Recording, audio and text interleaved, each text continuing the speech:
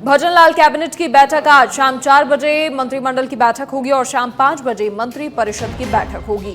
ऊर्जा खनन पर्यटन नीति की 4 दिसंबर को लॉन्चिंग होनी है और इससे पहले कैबिनेट इन नीतियों के प्रारूप का अनुमोदन कर सकती है। राइजिंग राजस्थान इन्वेस्टमेंट समिट से जुड़े पहलुओं को लेकर विचार संभव है। इसके अलावा जमीन आवंटन और निवेश के लिए छूट के प्रकरण, सेवा नियम में संशोधन से जुड़े प्रकरणों को लेकर विचार हो सकता है। सौर ऊर्जा से जुड़े कई जो संयंत्र हैं उनको लगाने को लेकर चर्चा हो सकती है। इसके अलावा निजी निवेश आमंत्रित करने को लेकर विचार संभव है।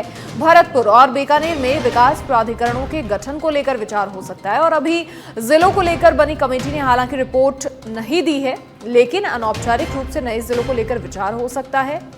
अनौपचारिक रूप से एसआई भर्ती के तबादलों पर बैन हटाने संबंधित बिंदुओं पर विचार हो सकता है।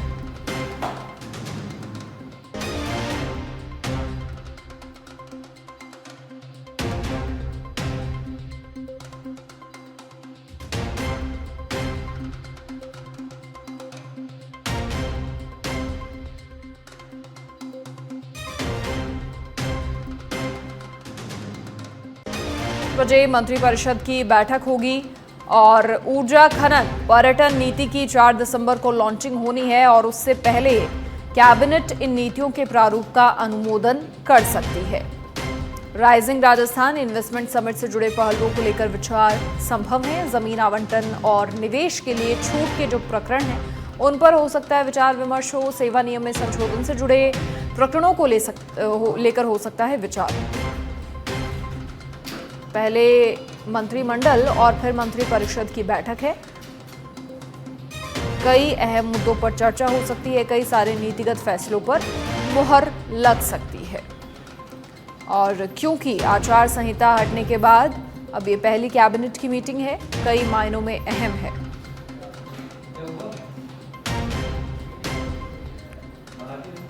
भजनलाल कैबिनेट की अहम बैठक आज है। शाम 4 बजे मंत्रिमंडल की बैठक है, शाम 5 बजे मंत्री परिषद की बैठक है।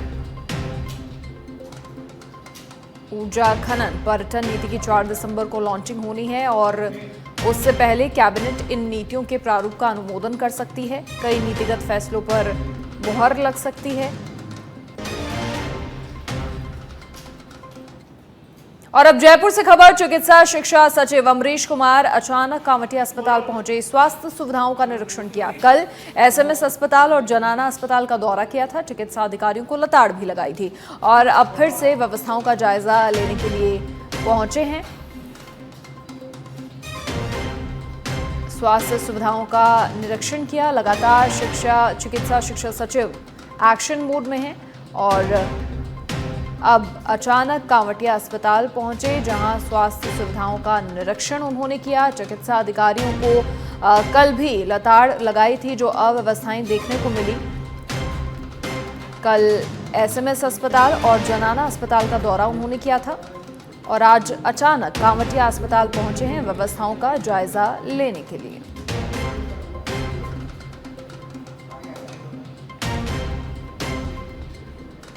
स्वास्थ्य सुविधाओं का निरीक्षण किया है चिकित्सा शिक्षा सचिव अमरीश कुमार। लगातार एक्शन मोड में, कल भी एसएमएस अस्पताल और जनाना अस्पताल का दौरा किया था। आज अचानक कांवटिया अस्पताल वो पहुंचे। कल जो भी अव्यवस्थाएं उन्हें देखने को मिली तो उन्होंने अधिकारियों को लताड़ भी लगाई थी। अधिक जानकारी के लिए सहयोगी प्रमोद कुमार फोन लाइन पर जुड़ गए हैं। प्रमोद, क्या कुछ पूरी जानकारी? देखिए, चिकित्सा जो सेवाएं हैं प्रदेश में बेहतर तरीके से उपलब्ध हों तमाम अस्पतालों में, इसकी सुनिश्चितता लगातार की जा रही है और आज जो अचानक विजिट हुआ है, क्या कुछ सामने आया? किस प्रकार की व्यवस्थाएं थी? देखिए मनीषा, मैं आपको बताना चाहूंगा, प्रदेश के जो मुख्यमंत्री है, चिकित्सा मंत्री है, उनकी जो मंशा है वो है कि अस्पताल के अंदर जो आमजन है उसको सुगम इलाज मिल सके और बेहतर इलाज मिल सके, उनका जो स्वास्थ्य बेहतर हो सके। इसको लेकर चिकित्सा विभाग किस तरह से लापरवाही बरत रहा है, इसकी ये जो तस्वीर है वो सामने आ रही है। क्योंकि चिकित्सा शिक्षा जो सचिव है अमरीश कुमार लगातार 2 दिन से सरकारी चिकित्सालयों का दौरा कर रहे हैं। मैं आपको बताना चाहूंगा कि इससे पहले जो किरोड़ीलाल मीणा है वो भी एसएमएस में भर्ती हुए थे, और इससे पहले विधायक कालीचरण सराफ भी जो एसएमएस में भर्ती हुए थे। इस दौरान कई तरह की अनियमितताएं देखने को मिली थी, अव्यवस्था देखने को मिली थी, जिसके बाद लगातार जो चिकित्सा सचिव है अमरीश कुमार वो सरकारी चिकित्सालयों का दौरा कर रहे हैं। कल भी उन्होंने एसएमएस जनाना अस्पताल का दौरा किया था और अधिकारियों को फटकार लगाई थी। आज वो अचानक कावंटिया अस्पताल यहाँ पर पहुंचे और स्वास्थ्य सुविधाओं का निरीक्षण कर रहे हैं। तो ऐसे में कहा जा सकता है कि सरकार आमजन को स्वस्थ बेहतर इलाज के लिए तत्पर है और लगातार इस तरह की मॉनिटरिंग की जा रही है ताकि लोगों का स्वास्थ्य बेहतर हो सके। जी मनीषा। चलिए प्रमोद, बहुत शुक्रिया जानकारी साझा करने के लिए आपका। केंद्रीय कानून मंत्री अर्जुन राम मेघवाल एक दिवसीय दौरे पर बीकानेर पहुंचे, जहां उन्होंने महाराष्ट्र में सीएम को लेकर जारी गतिरोध पर कहा कि मुख्यमंत्री चयन में समय लगता है। वहीं पूर्व मुख्यमंत्री अशोक गहलोत के अजमेर दरगाह को लेकर दिए गए बयान पर उन्होंने कहा कि अशोक गहलोत की राजनीति का आधार ही ध्रुवीकरण है और एक वर्ग विशेष के साथ वो हमेशा खड़े रहते हैं। कांग्रेस के राष्ट्रीय अध्यक्ष मल्लिकार्जुन खड़गे के गौतम अडानी को लेकर दिए गए बयान पर मेघवाल ने कहा कि गत 24 तारीख को हमारी सर्वदलीय बैठक हुई थी, इसमें कांग्रेस के लोगों ने इस विषय को रखा था।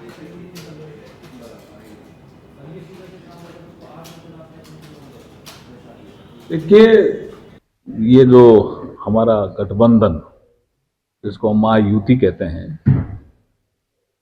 इसमें चुनाव में बहुत भारी सफलता मिली है। हम आपके माध्यम से महाराष्ट्र की जनता का आभार प्रकट करते हैं।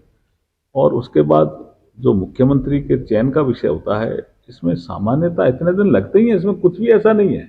बहुत मेरे ख्याल में बहुत अच्छा निर्णय जल्दी आपके सामने आएगा। इस संबंध में सारी बातें चल रही है, हाईएस्ट लेवल पे जहाँ चलनी चाहिए वहाँ चल रही है। देखिए, अशोक गहलोत जी तब क्या बोलते हैं पता नहीं, मुझे समझ में नहीं आता। उनकी राजनीति का आधार ही ध्रुवीकरण है। एक वर्ग विशेष को वो उनके पक्ष में खड़े रहते हैं, हमेशा ही देखा गया है उनके शासन में भी। तो वो तो एक अलग विषय है, लेकिन सांप्रदायिक सौहार्द बना रहे ये हमारी सरकार की प्राथमिकता है। और सबका साथ सबका विकास मोदी जी का नारा है, इस दिशा में हम काम करते हैं। खबर कोटपुतली से है, जहां अतिरिक्त जिला कलेक्टर ओम प्रकाश सहारण ने जिला कोटपुतली बहरोड में अधिकारियों के पावर हाउस में JVBNL स्टोर का आकस्मिक निरीक्षण किया। निरीक्षण के दौरान ट्रांसफार्मर की उपलब्धता के साथ अधिकारियों को वितरण में पारदर्शिता रखने के निर्देश दिए। कृषि कनेक्शन के जले हुए ट्रांसफार्मर को बदलकर प्राथमिकता से किसानों को वितरण के निर्देश दिए और साथ ही ADM सहारण ने कहा कि कृषि कनेक्शनों के जले हुए ट्रांसफार्मरों को प्राथमिकता दी जाए, जिससे काश्तकारों को किसी भी प्रकार की समस्या का सामना ना करना पड़े। उन्होंने बताया कि राजस्थान सरकार किसानों को दिन में बिजली उपलब्ध करवाने के लिए प्रतिबद्ध है और इसके लिए सरकार द्वारा हर संभव प्रयास किए जा रहे हैं।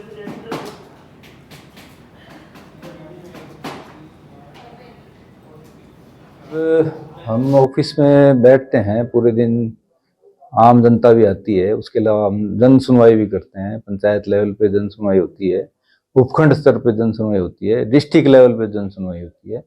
तो इस तरीके की समस्याएं सामने आती है बिजली के संदर्भ में कि साहब हमें ट्रांसफार्मर नहीं मिल रहे, या साहब जो वहाँ वायर जो हैं वो लूज हैं, उनसे नुकसान हो सकता है, या जो बिजली के खंभे हैं वो गलत जगह लगे हुए हैं। रोड बन रही है तो साहब गलत खंभे जो है सही जगह नहीं लगे हुए, रोड का उसमें मान लो डिस्टर्बेंस हो रही है, या आम काश्तकार आ रहा है उसकी बेचारे की फसल जल रही है, केवल इसी से जल रही है कि उसको ट्रांसफार्मर नहीं मिल रहा।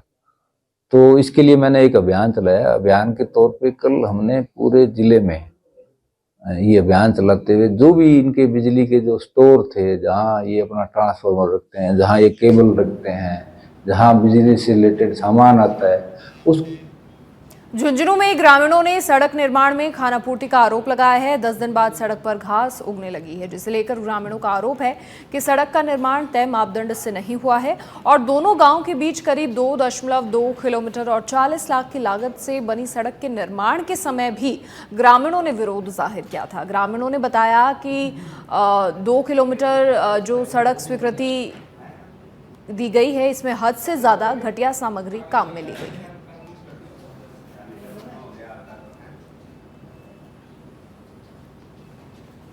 और ये श्री अमरपुरा से किठाना तक रोड बनी है और ये 10 दिन पहले रोड बनी है। आज इसमें घास उग रहा है और मोटरसाइकिल से ब्रेक लगने से रोड कांकरी निकल रही है, फूट रही है। पहले रोड बनाया गया है आराम घास उग गया है और ये रोड जो मोटरसाइकिलों में पड़ता है ये अलवर के कठुमर में पुरानी रंजिश के चलते सरकारी लेक्चरर पर जानलेवा हमला किया गया। इस दौरान मां पर भी हमला किया गया। आपको बता दें पीड़ित के हाथ पैर पर गंभीर चोट आई है। रास्ते के विवाद के चलते ये हमला हुआ। फिलहाल मामले की जांच जारी है। आज तो ये है, मैं मेरे पिताजी को खाना लेकर के खेत पे दे करके वापस, पिताजी खेत में काम कर रहे थे, वापस मैं स्कूल जाने के लिए घर आ रहा था। तो गांव के पास में मेरी माताजी गांव की तरफ से आ रही थी, तो हम दोनों वहां मिल गए, उनको दिया है खाना, हाँ दिया है खाना। तो दोनों बातचीत कर रहे थे, इतने में ये सब लोग जो मैंने नाम बताया 16 सब इकट्ठे होकर आ गए और मेरे साथ 4 लोगों का नाम बता। ये यादराम सनोप राधा किशन, हरि सिंह सनोप राधा किशन, बैनी प्रसाद जो इनका मेहमान है प्रागपुरा का रिश्तेदार है, और रूप सिंह सनोप राम किशन, घनश्याम सनोप यादराम और राकेश सनोप यादराम, दीप, ये कुल 16 लोग थे। लेडीज भी थी इनकी और इनकी लड़कियां भी थी। खबर जोधपुर के विवेक विहार थाना क्षेत्र से है, जहां पर मोबाइल ट्रैफिक मजिस्ट्रेट के नेतृत्व में ओवरलोड वाहनों के खिलाफ सख्त कार्रवाई की जा रही है। क्षेत्र में ओवरलोड वाहनों की लगातार बढ़ती शिकायतों के मद्देनजर ये विशेष अभियान चलाया गया। सघन चेकिंग अभियान के दौरान 19 ओवरलोड वाहनों पर कार्रवाई की गई। ऐसे कदम सड़क दुर्घटनाओं को रोकने और सड़क क्षति को कम करने में भी मददगार साबित होंगे। बांसवाड़ा से अब खबर, जहां तेज रफ्तार कार का कहर देखने को मिला। तेज रफ्तार कार ने करीब 6 गाड़ियों को टक्कर मार दी और बताया जा रहा है कार चालक नशे में था। घटना सीसीटीवी कैमरा में कैद हो गई। होटल के आगे खड़ी गाड़ियों से तेज रफ्तार कार टकराई। मौके पर हालांकि बड़ी जनहानि होने से टल गई।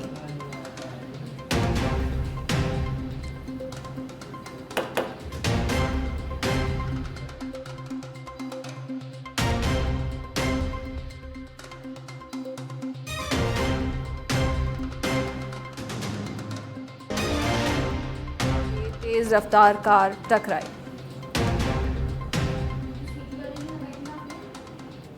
और गंगापुर सिटी के टोडा भीम से खबर, जहां ग्रामीण इलाकों में पैंथर का मूवमेंट दिखाई दिया। पैंथर के मूवमेंट से ग्रामीणों में दहशत का माहौल है। तुमापुरा में पाडली के आसपास पैंथर का लगातार मूवमेंट हो रहा है और सीसीटीवी कैमरा में कैद हुआ पैंथर का वीडियो। एक गाय का भी पैंथर ने शिकार किया। वन विभाग की टीम भी मौके पर सर्च कर रही है।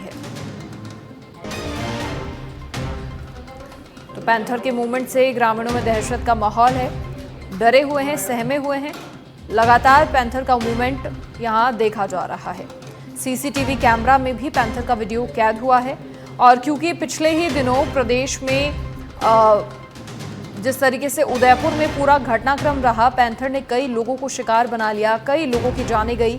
तो ऐसे में अब हर कोई जब भी कहीं पैंथर का मूवमेंट होता है तो डर जाता है, सहम जाता है, लाजमी है। और ऐसे में गंगापुर सिटी के टोडा भीम में भी पैंथर का लगातार मूवमेंट हो रहा है ग्रामीण इलाकों में। और ऐसे में जो ग्रामीण हैं, लोग हैं, परेशान हैं, दहशत में हैं।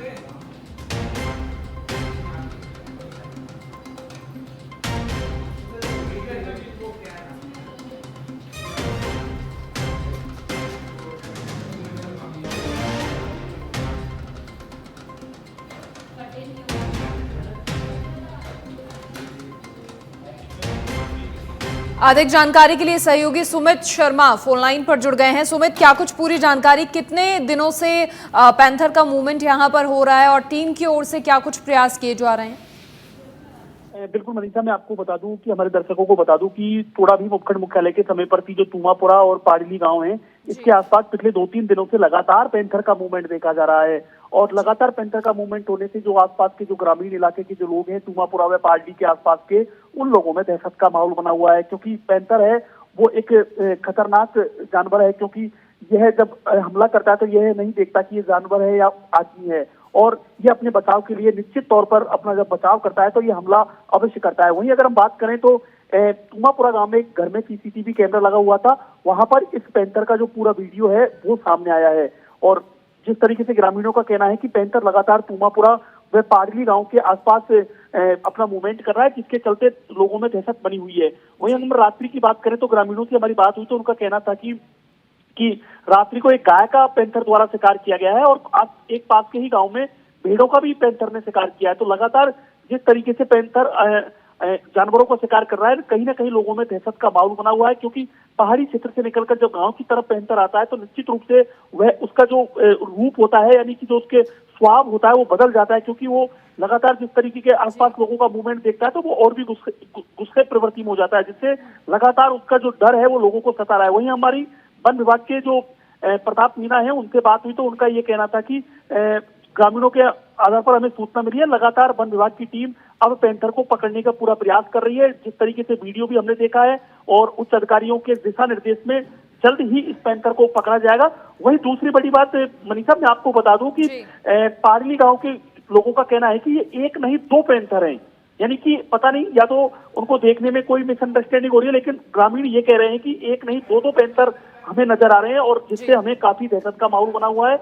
और लगातार जो ग्रामीण है वो ये चाह रहे हैं कि वन विभाग जल्द सर्च अभियान चलाए और इनको पकड़कर जंगल में छोड़ा जाए, जिससे कि चैन की नींद। इलाके में सुमित पिंजरे लगाए गए हैं? नहीं मनीषा, अभी मैं अगर बात करूं तो इस तरीके के कोई भी पिंजरे अभी नहीं लगाए गए हैं। जो हमारी वन विभाग की बात हुई थी उनका ये कहना था कि मौके पर पहुंच रहे हैं और पूरा जो अभियान है उसको उच्च अधिकारियों के दिशा निर्देश के बाद यहाँ अगर ऐसा रहा तो पिंजरे भी लगाए जाएंगे और हो सका तो ड्रोन से भी उसे देखा जाएगा, जिससे कि वह पकड़ में आ सके। जी मनीषा। चलिए, शुक्रिया जानकारी साझा करने के लिए सुमित आपका। तो गंगापुर सिटी के टोडा भीम से खबर, जहां ग्रामीण इलाकों में पैंथर का मूवमेंट दिखाई। खबर प्रतापगढ़ की छोटी सादड़ी से है, जहां विशिष्ट एनडीपीएस न्यायालय ने 541.36 क्विंटल डोडा चूरा लूट और डकैती के मामले में फैसला सुनाया है और एसआई समेत सभी आरोपियों को दोषमुक्त करार दिया गया है। मामले में न्यायालय ने अभियोजन पक्ष के जरिए प्रस्तुत साक्ष्यों को अपर्याप्त मानते हुए आरोपियों को बरी किया। इस फैसले ने एक लंबे समय से चल रहे मामले का अंत कर दिया। विशिष्ट न्यायाधीश नार सिंह जी मीणा साहब द्वारा एक प्रकरण में जिसमें 550 क्विंटल के लगभग डोडा चूरा की जो लूट और चोरी के आरोप थे, उसमें आरोपीगण देवीलाल, कैलाश चंद और विष्णु आमेटा एसआई साहब को कोई चार्ज साबित नहीं मानते हुए दोषमुक्त घोषित किया गया है। पुलिस की कहानी के अनुसार 13/2/2015 को बरखेड़ा गोदाम से लगभग 550 क्विंटल डोडा चूरा लूट और चोरी कर चीताखेड़ा गोदाम पर ले जाने की कहानी बताई गई थी।